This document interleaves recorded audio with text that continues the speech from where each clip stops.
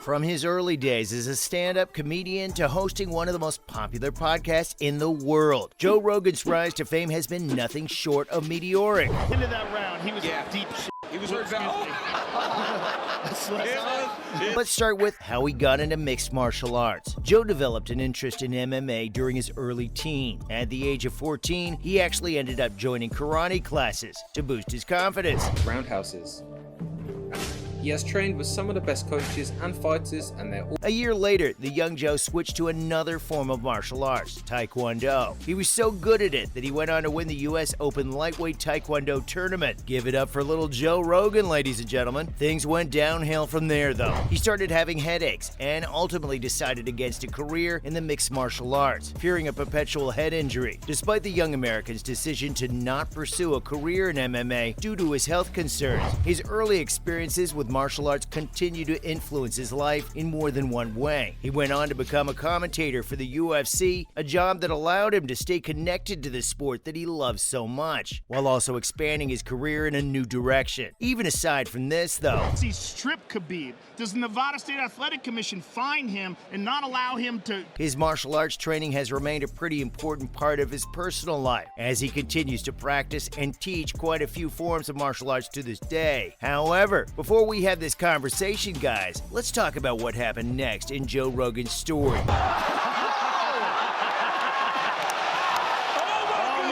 How did his gradual rise to fame take place? After he dropped out from the University of Boston, the American podcaster tried his luck at stand-up comedy. Young Joe Rogan had retired from the martial arts. What was he going to do next? Please start to morph to figure out what this girl likes. Men become like a... He'd always wanted to pursue a career in kickboxing, but it looked like fate had something entirely different in mind. While Joe worked out at the gym or attended his MMA classes, he was always messing around, joking and imitating others to make his friends laugh. His friends ended up convincing the young Rogan to try his hand at stand-up comedy. And guess what? He did. It was in the late 1980s that Joe had his debut open mic comedy performance in a comedy club in Boston. He had been preparing for this for no less than half a year. And while he was working on his passion for comedy, Joe's taken up the task of doing odd jobs and running errands. He coached young athletes at the University of Boston in MMA. And aside from that,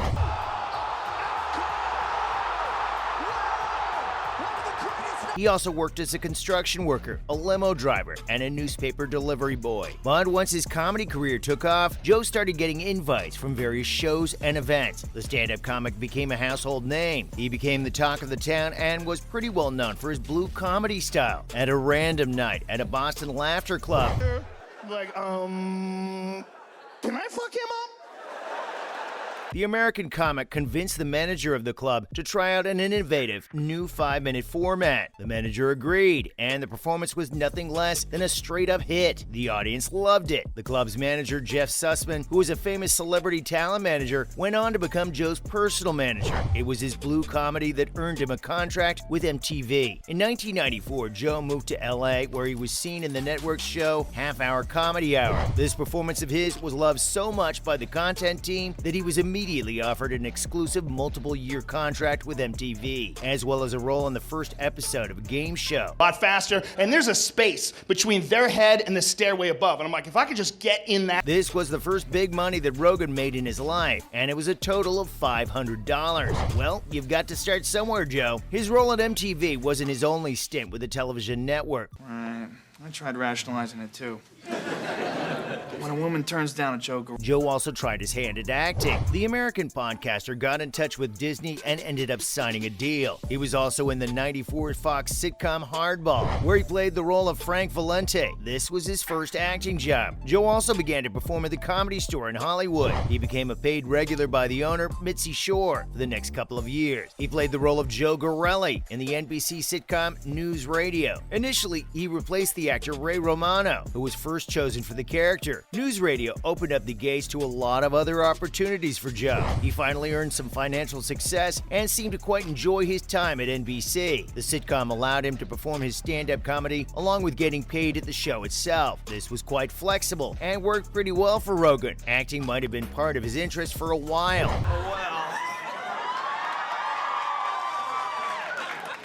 But Joe's real passion was MMA. He made his first appearance in the UFC as a backstage reporter in the late 1990s, but left after a short while. He rejoined when Dana White took over the promotion, though. His iconic expressions became a mainstay of historical moments.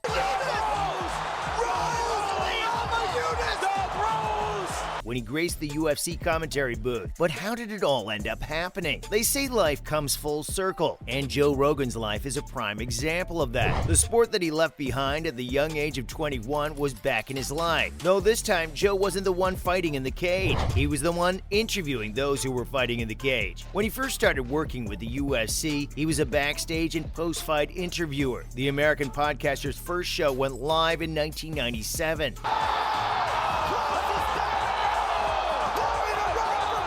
He left the job due to some issues with his salary, but returned when Dana White was crowned the new president of the UFC. White offered Rogan the job of the color commentator, which he declined. Later, the president of the UFC once again offered him the same job, this time with free Prime event tickets. Joe was delighted and accepted the offer. Biggest comedian in the world. I don't believe that, but thank you. I don't either, but I just love you. He was paid a good sum of money this time around, too. Joe Rogan was awarded the MMA Personality of the Year a total of 6 times at the World MMA Awards. He's also been titled Best Television Announcer twice. That's pretty cool, honestly, for a few years in between. Follow my instructions. Keep it clean, touch gloves if you wish, let's do it. Joe also hosted NBC's show Fear Factor, which boosted his rise to fame immensely. He also managed to make a deal with Warner Brothers Records and got his own primetime TV sitcom on Fox, The Joe Rogan Show. In 2001, he also accepted an offer to host the American edition of Fear Factor, which caused a slight hiccup in his own show. But his role as the host of the Fear Factor American edition led him to further opportunities in television. In late 2009, the TV personality turned podcaster launched a pro bono little project just for fun. Gambling game with your value and your popularity. It's very strange that it was a podcast titled The Joe Rogan Experience. And today, that podcast is one of the most popular podcasts in the world. Joe invites high-profile athletes and celebrities on his podcast and gets candid with them about the current events, politics, comedy, philosophy, hobbies, amongst other things. Joe's podcast signed a multi-year licensing deal with Spotify, which earned him over $80 million. Wow! Today, this podcast is one of the most influential ones in the world and has nearly become a cultural phenomenon. and they never age. No one gets too old. No, they aged 1 year once. Yeah. Really? That was it. They went to fourth grade. One of the most prominent things about his podcast is that Joe isn't afraid to discuss controversial and taboo topics. The podcast has been both criticized and praised for its frank and often provocative content. Anyway, that's everything about Joe's rise to fame. Landed several of those inside low kicks.